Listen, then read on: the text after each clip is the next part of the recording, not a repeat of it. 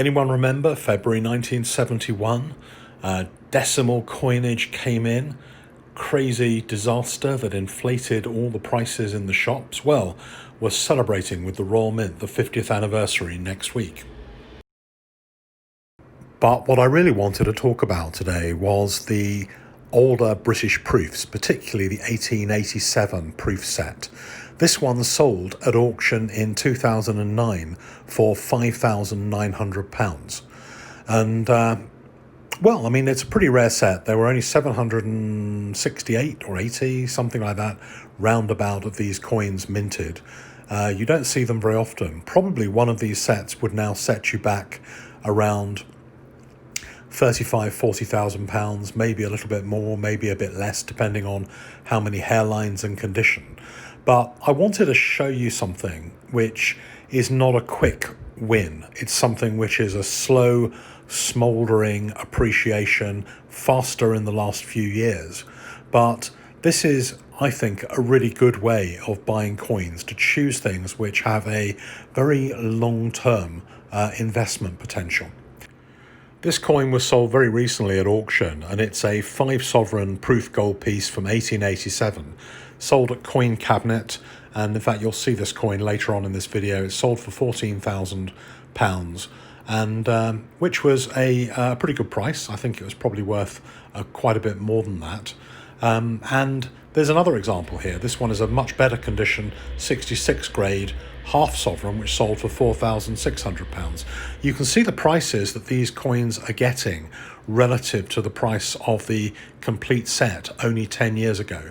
There's been a very, very big upswing in recognition of the potential for older British proofs. We've all known American proofs are crazily expensive for quite a long time now. But I think that the canny collectors over the last few years have been picking up good quality British proofs, and each time these coins are auctioned, they tend to be just that little bit higher. It's not a coin you're going to buy for flipping, it's a coin you're going to buy on a 5 to 10 year time horizon. And there's quite a lot to choose from. These coins do come up on the market fairly often. There's a choice of quite a few different years, and at the end of this video we'll go through some of the Queen Victoria choices for older British proofs and the 3 heads that are available on these coins. But you know, I would put it to you guys that you know, I understand buying modern coins. I buy modern coins. You know, I sometimes flip them. I sometimes keep them.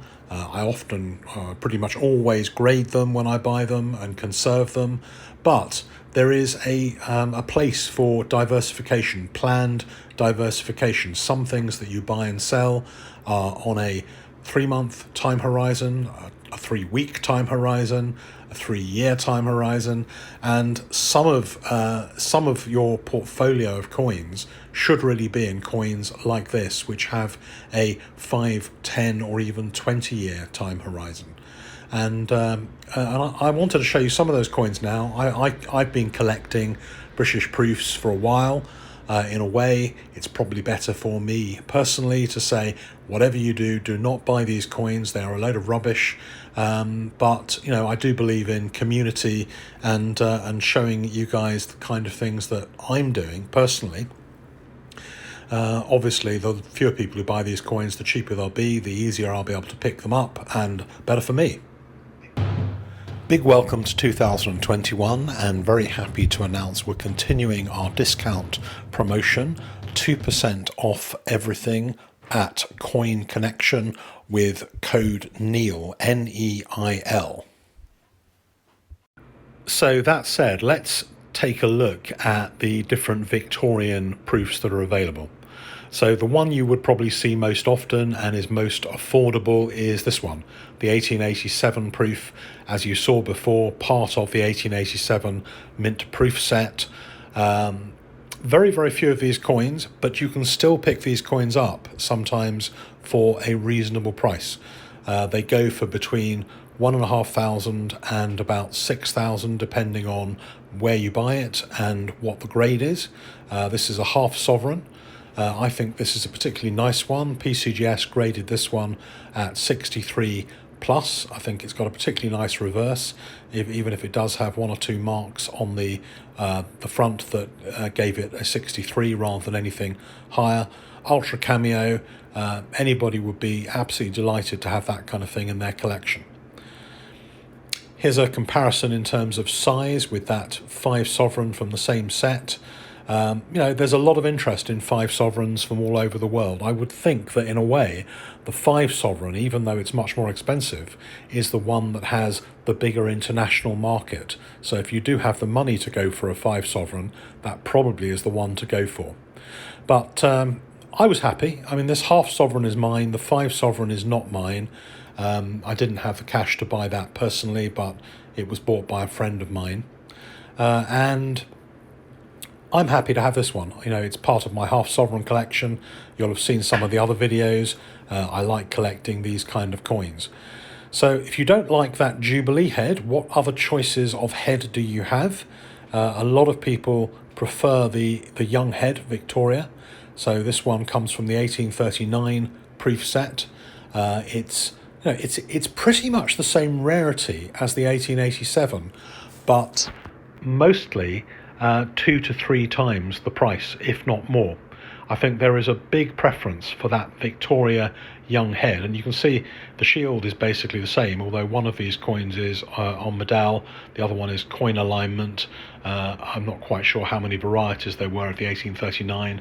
Probably there are some of each, but the 1839 is one that everybody wants.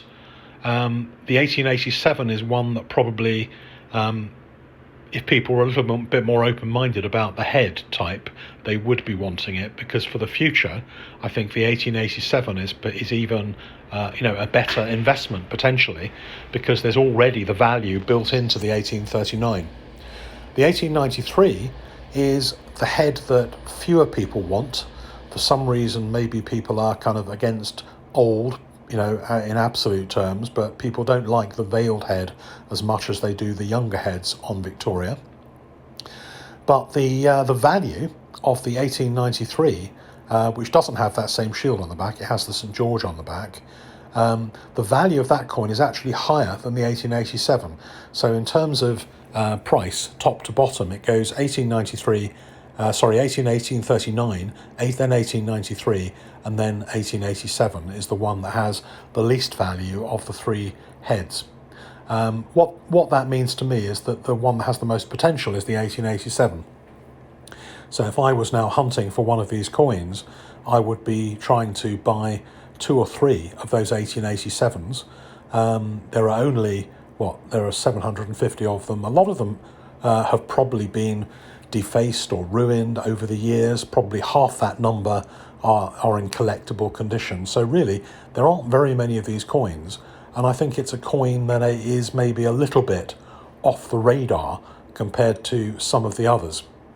So there you have it. That's all I wanted to go through today. I just wanted to show you some beautiful proofs and talk about these Victorian proofs and give you some ideas for moving your collection forward in a different direction. So next up on the channel should be mega results unboxings for quite a few coins that are arriving from the October submissions. Watch out for that, and please like and subscribe.